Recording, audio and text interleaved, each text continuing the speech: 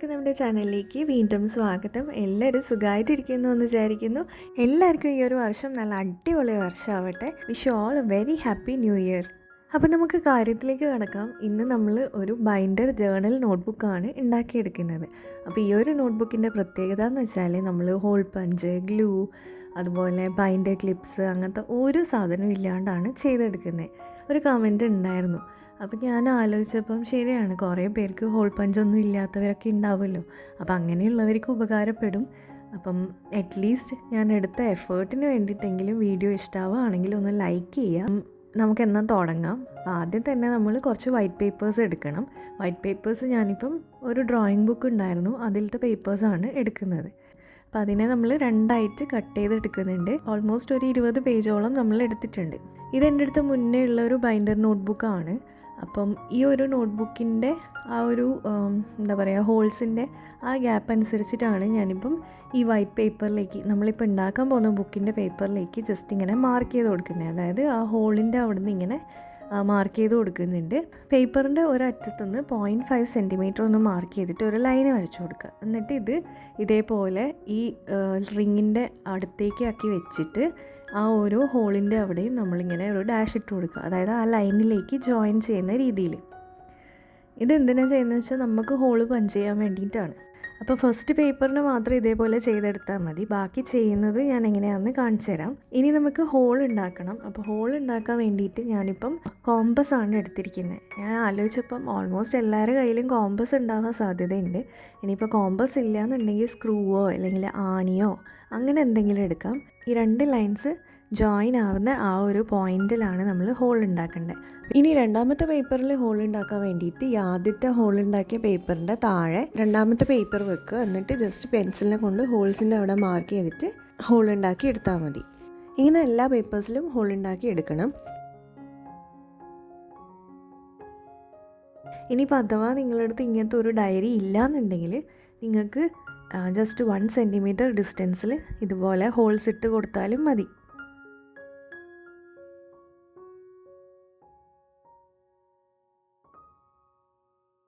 ഇന്ന് നമുക്ക് ഹായ് പറയാനുള്ളത് സമന്വിത, ആദ്യ, ജാസ്മിൻ, ദേവ്ന, സതീഷ്. അപ്പോൾ ഇത്രയും കുട്ടികൾക്ക് ഒരു ബിഗ് ഹായ് ഉണ്ട് കേട്ടോ.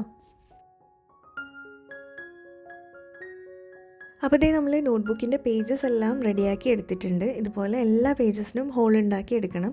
ബുക്കിൻ്റെ കവർ ഉണ്ടാക്കാൻ വേണ്ടിയിട്ട് ഞാനിപ്പോൾ ബ്ലൂ കളർ പേപ്പറാണ് എടുക്കുന്നത്. A4 പേപ്പർ എടുക്കുക. എന്നിട്ട് 2ആയിട്ട് മടക്കിയിട്ട് ഒന്ന് കട്ട് ചെയ്തെടുക്കുക. അതിനുശേഷം നോട്ട്ബുക്കിലെ പേജസിൽ ഉണ്ടാക്കിയ പോലെ തന്നെ ഹോൾസ് ഉണ്ടാക്കി കൊടുക്കുക.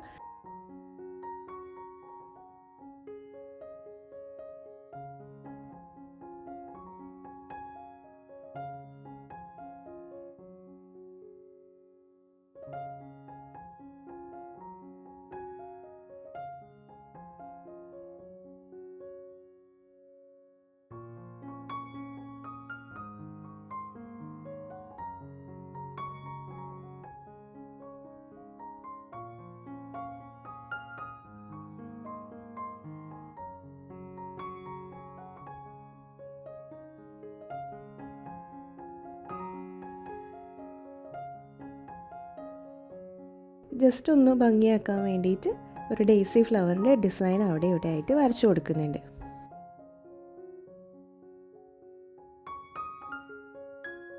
അപ്പോൾ ഞാൻ പറഞ്ഞ പോലെ വീഡിയോ ഇഷ്ടപ്പെടുകയാണെങ്കിൽ ഒന്ന് ലൈക്ക് ചെയ്യുക. അതുപോലെ സബ്സ്ക്രൈബ് ചെയ്യാതെ കാണുന്ന ആരെങ്കിലും ഉണ്ടെങ്കിൽ പ്ലീസ് ഒന്ന് സബ്സ്ക്രൈബ് ചെയ്തിട്ട് സപ്പോർട്ട് ചെയ്യുക.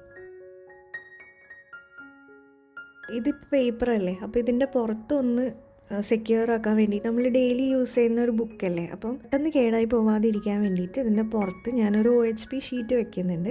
അപ്പോൾ OHP ഷീറ്റിന് വേണ്ടിയിട്ട് അതും നമ്മൾ വേസ്റ്റ് മെറ്റീരിയലിൽ നിന്ന് തന്നെയാണ് എടുത്തിരിക്കുന്നത്. കുട്ടികളുടെ ടോയ്സിൻ്റെ ബോക്സിലൊക്കെ ഇതിപ്പോൾ ഡോക്ടറിൻ്റെ സെറ്റാണ്. അപ്പോൾ ആ ഒരു ടോയിൻ്റെ കവറിൻ്റെ അവിടെ ഇതുപോലത്തെ ഒരു ഷീറ്റുണ്ട്. ആ ഒരു ഷീറ്റാണ് ഞാൻ കഴുകി എടുത്തതാണ്.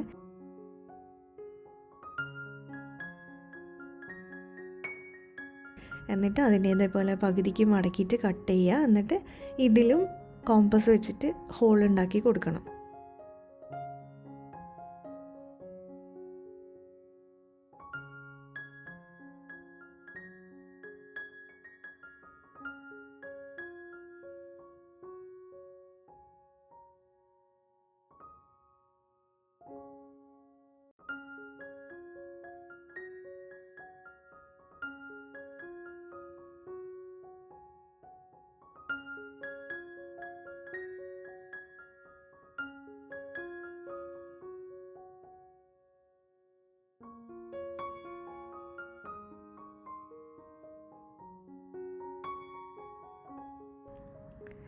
ഹോൾ ഉണ്ടാക്കിയതിന് ശേഷം ഫ്രണ്ടിലും ബാക്കിലും ഈ ഒരു OHP ഷീറ്റാണ് ഞാൻ വെച്ച് കൊടുക്കുന്നത്.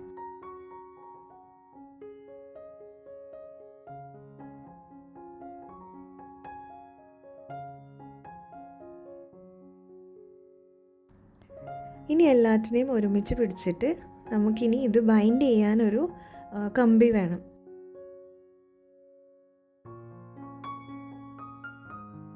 അപ്പോൾ ആ ഒരു കമ്പിക്ക് ഞാൻ ഇതേപോലെ നമ്മൾ ഫ്ലവറൊക്കെ ഉണ്ടാക്കുമ്പോൾ എടുക്കുന്ന കമ്പിയില്ലേ, ആ ഒരു കമ്പിയാണ് എടുത്തിട്ടുള്ളത്, കുറച്ച് തടിച്ചത്. ഇനിയിപ്പോൾ അഥവാ നിങ്ങളടുത്ത് പഴയൊരു സ്പൈറൽ ഉള്ള ഡയറിയോ അങ്ങനെ എന്തെങ്കിലും ഉണ്ടെങ്കിൽ അതെടുത്താലും മതി.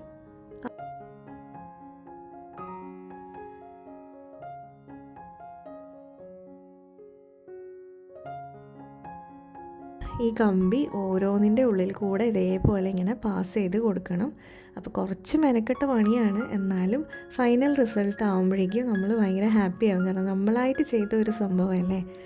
അപ്പം കുറച്ച് ലൂസായിട്ട് വേണം ഈ ഒരു കമ്പി ഇങ്ങനെ ചുറ്റി കൊടുക്കാൻ. കാരണം എന്നാൽ മാത്രമേ നമ്മളുടെ ജേർണൽ ഇങ്ങനെ തുറക്കുമ്പോൾ ഫുള്ളായിട്ട് തുറന്നിട്ട് ഓപ്പൺ ചെയ്ത് വെക്കാൻ പറ്റുള്ളൂ.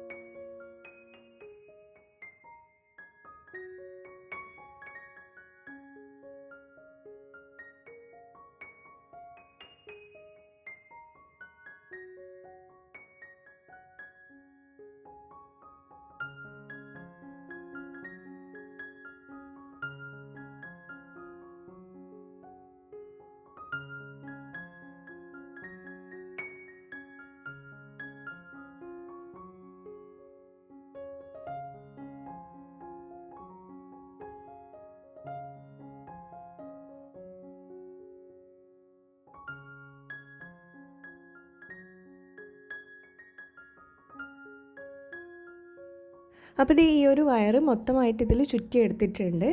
ഇനി എൻഡിൽ ഈ ബാക്കി വരുന്ന പീസ് ഒന്ന് കട്ട് ചെയ്ത് മാറ്റുക, എന്നിട്ട് അതൊന്ന് ഈ സ്പൈറലിൻ്റെ ഉള്ളിലേക്ക് തന്നെ വെച്ച് കൊടുക്കാം.